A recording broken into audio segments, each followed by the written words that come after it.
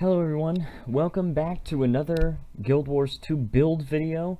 I got a really cool idea today that I wanted to share. I've actually had the idea for a while now, but I haven't really been able to cement it and actually lock it in place and where I actually wanted to take it. But I had this idea a while ago for, with the Spellbreaker sustain. Is it possible for a Spellbreaker to be kind of a tank? Okay, and what that means is just, it doesn't mean necessarily pulling the damage away from all of the group, but what it means is just trying to take that defense that the Spellbreaker already has inherently and beef it up to the nth degree and just completely max it out. Is it possible to be super durable as a Spellbreaker? Now, I think I have achieved something that kind of gets to this degree a little bit. So, I still kind of have to tweak the build maybe a little bit, but I've been tweaking my utility skills, and I'm not exactly sure about a second weapon set. Get away from me, guy. But, for the most part, I do have most of the build in place. So let's talk about equipment first. First of all, we got soldier's gear, full soldier's gear. I have full soldier's armor. I actually don't have full soldier's everything because, as you guys may know, I have a lot of different warrior builds, and it's really difficult to keep up with just gearing them all out. I mean, like, one of the most difficult things for me to do is decide, okay, what stat set is going to be best with this? Can I use an armor set that I already have, and will it still be an effective build? In this case, I have decided that soldier's gear is best for this build, unless you could possibly go sentinel. Sentinel is, I believe, the primary attribute is vitality, and then I believe they also have power and toughness. I'm not exactly sure about that, but soldier's gear, in my opinion, is probably the best. If you don't know, soldiers is power, toughness, and vitality. So the warrior already wears heavy armor, so already has a ton of armor here, because of their high defense.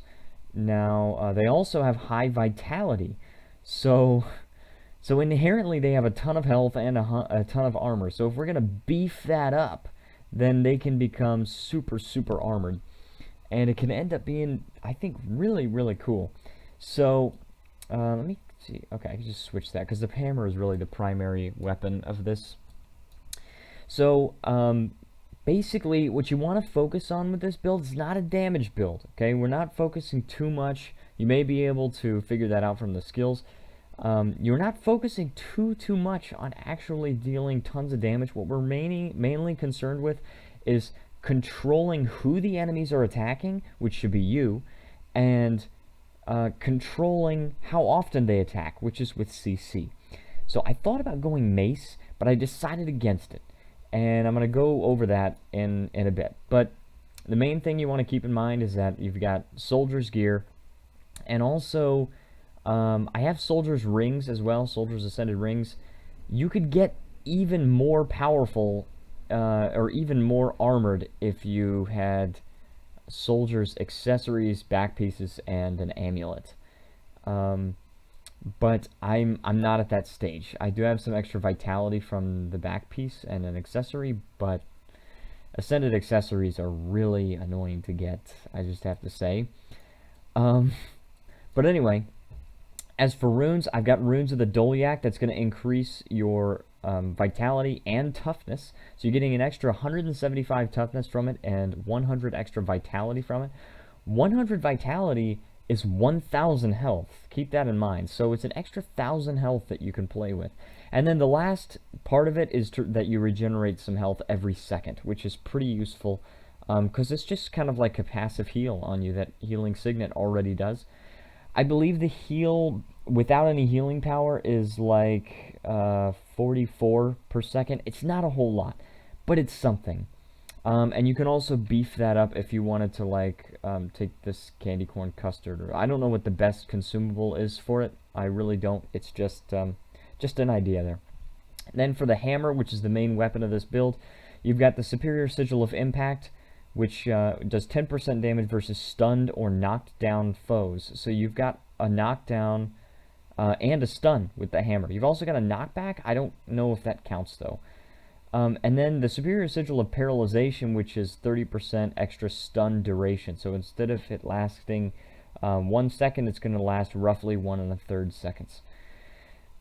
And I'm assuming this is very strict terminology. If it's not, you could maybe say, okay, well, it's going to apply to knockdown as well, but I don't think it does.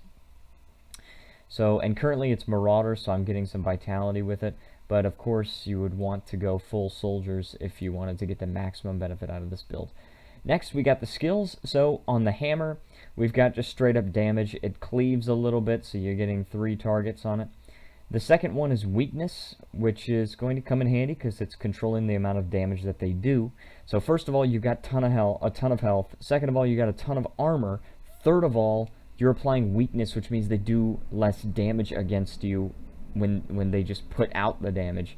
So less incoming damage, less outgoing damage for them. Very useful skill. Next, we've got the cripple. It's a cripple skill. I mean, pretty useful all around to prevent enemies from getting toward you, or if they shift their aggro off of you, then you can cripple them so it's slower for them to get to somebody else. Next, we've got the standard AoE knockback from Hammer 4, which is Staggering Blow. And then one of my favorite skills in the whole game, Backbreaker. 2-second knockdown, straight up. And then we've got Earthshaker, which is an AoE stun for 1 second. Pretty good, pretty useful skill. And then because of our bonuses, like for example with Spellbreaker and the Magebrain Tether and things like that, you could find other ways to benefit from it. But because of that, then it's going to be even more powerful, the Earthshaker. So next, we've got our healing skill is Natural Healing, as I always use. This works very well with Healing Signet because you're mitigating so much of that damage through high vitality and toughness that you don't need as much of a heal, as much of a straight up heal. Again, I have the horrible habit where I just constantly use Healing Signet, so I just get tiny crappy heals all the time rather than a tiny ticking passive heal. But if you're good at using the Healing Signet, then by all means. So then we've got Featherfoot Grace. The main point of having Featherfoot Grace is that it's a stun break, okay? The stun breaks are really useful for reasons I'm going to get into in a second. But yeah, so stun break, Featherfoot Grace is my stun break of choice. There are many, many different routes you could go here. You could easily do Shake It Off if you want some extra Condi removal. You could do Dolyak Signet, although I have that there. You could do Stomp if you want a physical skill. We're not running Peak Performance this time. We're actually running a different trait this time. But you could use Stomp still for the stun break, and it also grants stability for each enemy struck, which also synergizes well with this build. So you could do that. You could do Balance Stance, Endure Pain, Frenzy. I believe those are all the stun breaks Warrior has access to. But that's the main point is that you want it to be a stun break, okay? It's very, very useful and very important that you have stun breaks in here. I like Featherfoot Grace because it's also a speed boost, so, you know, that's why I've got it. Second skill, I'm running Dolyak Signet, which is another extra bonus to toughness. It's 180 extra toughness. That's kind of like an extra piece of gear. If you look at the chest plate, it provides 96 toughness. That's kind of like almost 2 extra chest plates worth of toughness on one skill. And then when you use it, it breaks stun. It also grants you a big fat 10 stack of stability, which is very, very useful in some cases. If you're doing the, for example, the Twilight Oasis fractal, there's a point where High Priestess Amala goes into her avatar of Melandru, and there's this big huge thing that will easily stun lock you if you don't either use that special action skill or have some other kind of stun break. Dolyak Signet worked perfectly for me on that because it just popped that 10 stack stability. I just love it. Then next we've got Imminent Threat. I'm still kind of unsure as to what exactly I want on this slot, but we're going to test it out. I'm going to show you in a second. Imminent Threat is a taunt, so you can pull aggro to you. You also get retaliation to I don't know if it actually mitigates the damage against you or if it just also like copies the damage. I'm not sure, but I'm pretty sure it just reflects it, which is really good. It's a pretty good skill, Imminent Threat. I think it probably should have a shorter recharge, but that's just me. And then as for the alternatives, you could probably go you could go another stun break if you wanted, shake it off.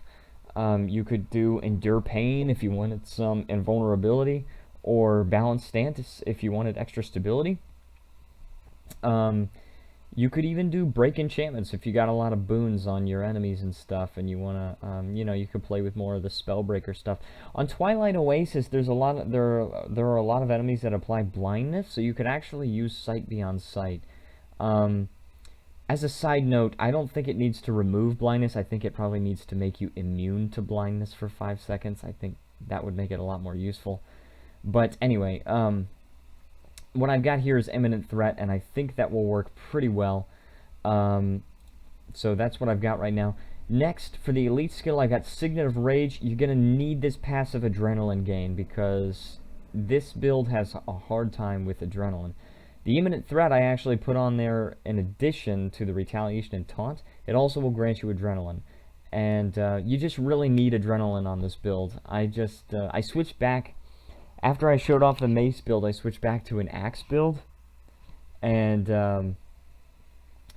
just seeing that adrenaline just pop right up to maximum on Axes is just... there's nothing that beats it. But this build does have trouble with adrenaline, so you're going to need some sources of adrenaline. So Signet of Rage kind of helps with that. If you really wanted to, you could place the Battle Standard. Really, I would consider those the only two really viable options for this build. Battle Standard, mainly for the AoE revive. But Signet of Rage probably is the best one. Next, for traits, we've got Strength. And the first one we got is Brave Strides. This grants you stability when you first enter combat.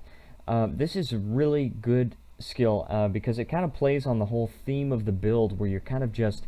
you might not be doing the most damage out of your group, but you're going to be constantly in the fight. You've got stun breaks, you've got stability, you've got control that will control the enemies. You're just constantly in the fight, okay? So I don't know exactly what I'm going to control or call this build, possibly like Steady or Hammer or like Dolyak Spellbreaker, something like that. I like that idea, Dolyak Spellbreaker. That's probably what I'm going to call it. Next, we've got Great Fortitude, which increases your vitality again, and you've got a bunch of power because the main stat is power and your gear, and it's not 4-stat like Marauder is, so it's or any other 4-stat that you want where it's going to be reduced power. Its power is the most. The highest amount that you can actually get out of a major attribute, because it's only 3-stat gear. So 10% of your power gets converted to vitality, which is just so good. So you're gaining an extra. It looks like 2,200 about 2,210, something like that. That amount of health. If you were running a secondary greatsword, you could simply do Forceful Greatsword for some might generation. You could do that. Again, this is not... the second weapon set is kind of not exactly set in stone, and you do have some leeway with that. Body Blow would be if you want additional weakness uptime with the hammer. But I've got Great Fortitude. I think that's probably works the best. Next, I've got Merciless Hammer. This reduces the recharge of hammer skills, which is pretty useful for this. You could go Berserker's Power, but again, it's not really a damage build, so you don't really need to focus too much on increasing your damage. You really just need to focus on reducing the recharge of these CC skills, which is pretty important. So, and then it also applies confusion, which is going to damage enemies when they use skills. So pretty useful. Probably using this for confusion plus imminent threat, where they involuntarily attack you and you have retaliation. That's probably really effective now that I'm thinking about it. But again, if you're taking a greatsword, probably you would want to take forceful greatsword and might makes right for a lot of that extra healing. But this is what we're going with right now. Next, we've got defense. We've got Cull the Weak, which increases our damage versus weakened foes, and pretty useful since we can have pretty high weakness uptime with the hammer. Assuming you use that every time it recharges, you could maintain almost 100%. And then if you use Body Blow as well, you sacrifice a few thousand health, but you're getting additional weakness uptime. So it's basically, you know, what are you willing to sacrifice? But still, you could maintain pretty high weakness uptime with even without Body Blow, just because of Fierce Blow. So extra 7% damage against those. You could do Dogged March. Of course, Shield Master is kind of like a non-option because we're not using a shield. However, you could potentially use a shield. Perhaps like Mace and Shield. That could be cool, because you'd be inflicting, you've got a little bit of CC on that as well, plus the shield has CC. So you could do that. You could very well do that. However, on the build that I'm running right now, Shield Master not an option. Dogged March could do that. It could help you with different conditions against you, and it could help you gain some more passive healing whenever you're affected by one of those conditions. What I've got is Cull the Weak, though. I'm liking it so far. Next, we've got the Adrenal Health, which is the passive heal on defense, which is just so good. I just can't get over how good that is. I just really like it. Which, let me just do a quick calculation really quick. It heals for a total of 2,475 over 15 seconds, which is 165 health per second per stack. So if you multiply that by 3 for 3 stacks, it's almost 500 health per second. If you combine that with Healing Signet, which is an extra 382 health, and then you combine that with the Dolyak runes, which is extra like 44, you're healing for 921 health per second with the Adrenal Health. Very, very useful. In fact, I may try running that. But yeah, next we've got gaining power based on a percentage of your toughness, which is kind of interesting. It's obviously not a stacking bonus because you're gaining power based on toughness. You would think that this would make these kind of like stack into infinity, or it would make your health like stack into infinity, no, that's not what I meant to say. You would think that this would give you more health because you're gaining power, and then this gives you vitality based on a percentage of your power, but they do not stack with each other. So you're just gaining an extra power boost based on your toughness, and then gaining an extra vitality based on your power. But they're kind of like isolated, they're islands. You could go Lesser Endure Pain. You could go Defy Pain, and that would give you some invulnerability when you go below half health. You know, that's definitely a solid option. I've just got Armored Attack right now. I'm liking it right now, but you could run Defy Pain. And lastly, we've got Rousing Resilience. So this is so cool, okay? Whenever you break a stun, you gain 2,500 health, which is not that much on its own, except it is more than the Healing Signet active, and you gain 1,000 toughness. That's going to increase your toughness to 3,000 or more if you've got full soldier's gear. Tons of toughness. That direct damage against you is going to do so little. It's just gonna like take out your health by just a tiny bit. The Healing Signet is going to be more than enough to be able to cover you on that. However, if you're having really, really strong problems with adrenaline gain, or perhaps you only took one stun break and it's kind of difficult for you to time out your stun breaks correctly, Then you could do Cleansing Ire, where you cleanse conditions from you, which also fits with the defensive nature of this build. It also makes you gain adrenaline when you are struck. And you're going to get struck a lot since you're a tank and you can withstand a lot of strikes. You could also easily go Balanced Stance and Last Stand. If you do that, then perhaps you would rather take, instead of Featherfoot Grace, you could take Balanced Stance. Still gives you the movement speed, and it gives you an extra bit of stability. So, because Featherfoot Grace is good, it's a stun break, but it does not grant stability. And whereas Balanced Stance does. So you're sacrificing a little bit of your speed and all of your resistance in exchange for stability. And also, you got that automatic stun break with the lesser Balanced Stance. So pretty good, I would say. So really any one of these things is an option here, but the one that I'm running with, which I believe makes it optimal, is Rousing Resilience. So that's going to depend on your stun breaks. Last of all, we have Spellbreaker, and I usually take Pure Strike. I did not take it this time. I instead went with Guard Counter, which is going to give you protection after a successful full counter. So remember, you got a ton of health and a ton of toughness, and then when they finally get an attack in, you can use full counter to first of all, negate that damage completely. Second of all, pop a half second of hard CC on them. And then you're going to apply protection to yourself. Super defensive. Like I said, that's kind of the purpose of this build, is just to max out the inherent defensive nature of the Spellbreaker. Next, we've got Slow Counter, which does have a use here, where it's applying Cripple and Slow with full counter. So in addition to you applying protection to yourself, they can't really run away, and they can't really use skills very fast, leaving them even more susceptible to your Staggering Blow and Backbreaker and Earthshaker. Very, very cool. I love the idea of that, how they're completely locked down. And lastly, or no, not yet, you could take Sun and Moon Style if you wanted to take your secondary weapon set being dual daggers, which I have. You could easily take Sun and Moon Style, and it still fits with the defensive nature of the build, because you can still get the passive healing through the critical damage.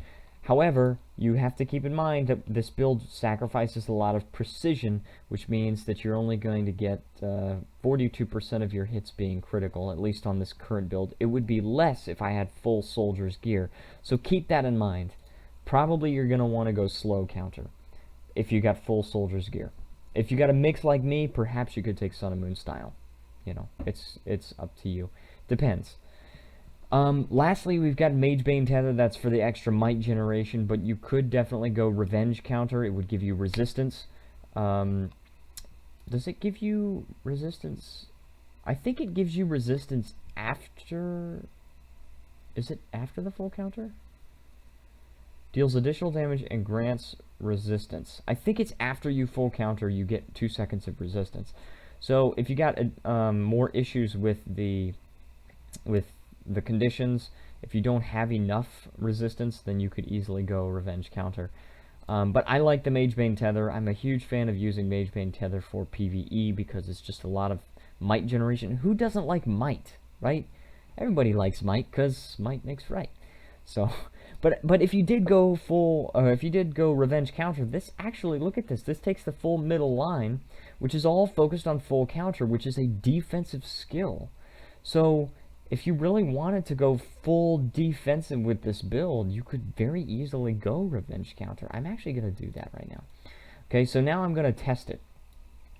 Now comes the point where I test it, okay? So, and I've gone to the Desert Highlands because before I was testing in the Elone Riverlands, I kind of wanted to change up the scenery a little bit. So we're going to go out, we're going to find something to kill. And I have tested this build. And it's just so crazy how little damage you actually take. This is a good way to test it. Look, you got this stun break right here. Gives you additional toughness. I'm not taking any damage. Backbreaker. Fierce Blow. I can use Imminent Threat. Earthshaker. Boom. I think he evaded that. Yeah, he evaded that. But as you can see, look, I'm just like barely taking any damage. Okay, stun break. Now I've got even more toughness. Earthshaker. Boom, interrupted him, which granted confusion on him.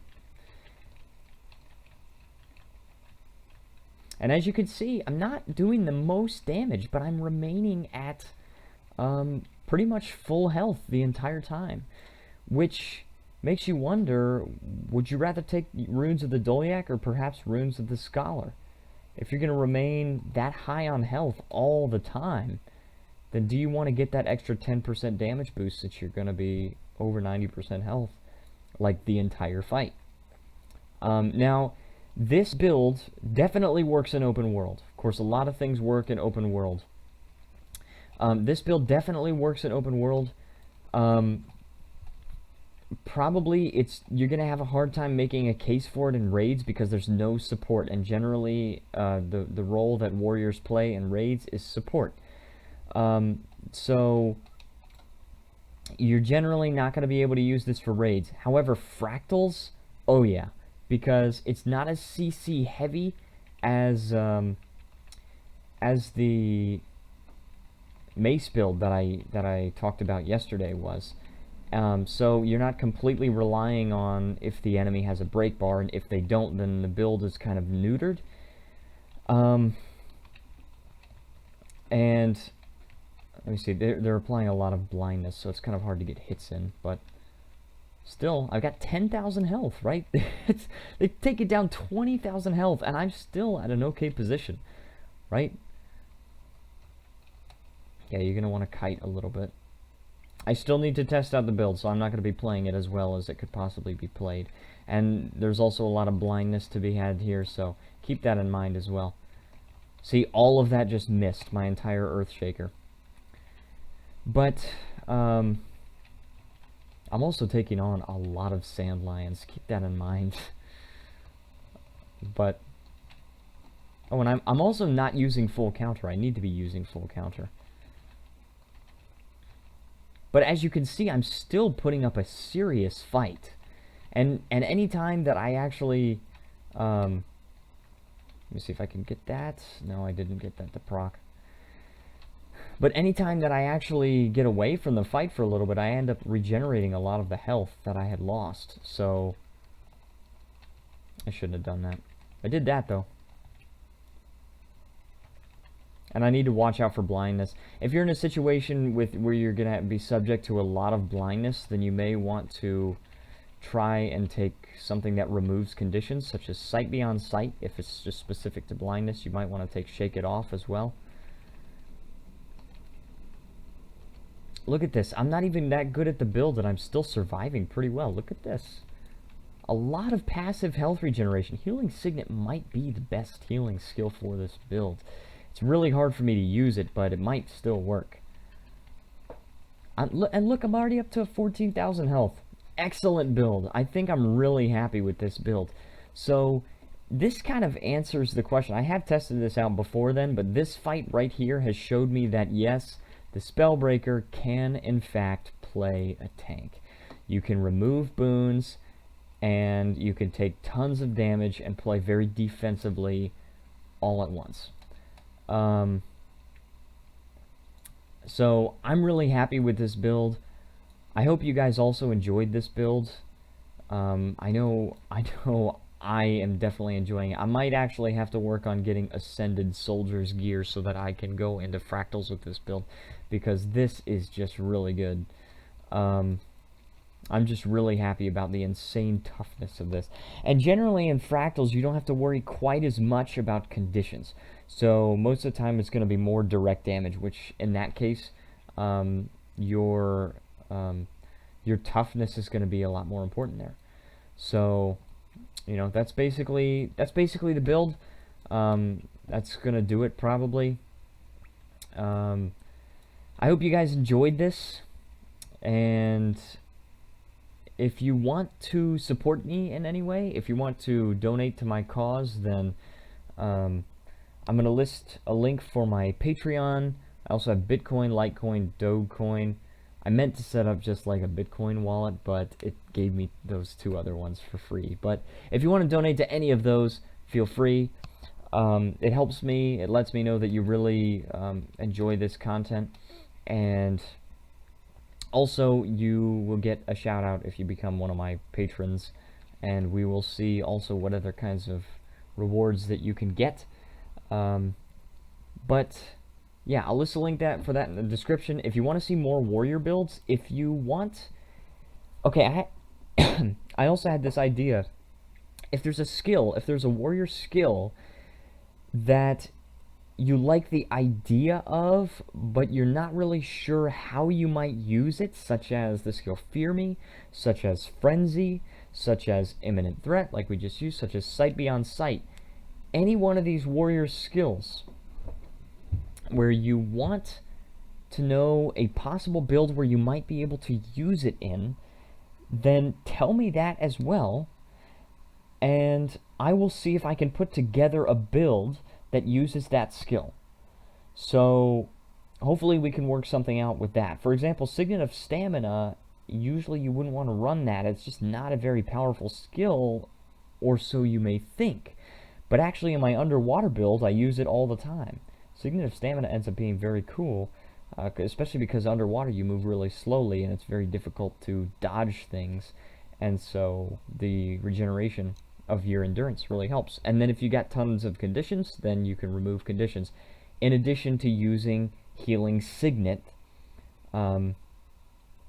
because instead of using Healing Signet for your anyways, I digress. But my point is, I would love to share more builds like this with you in the future, so go ahead and tell me anything that you want to see in a warrior build, and I will do my best to make it. That being said, I hope you guys have a great day, and I will see you next time.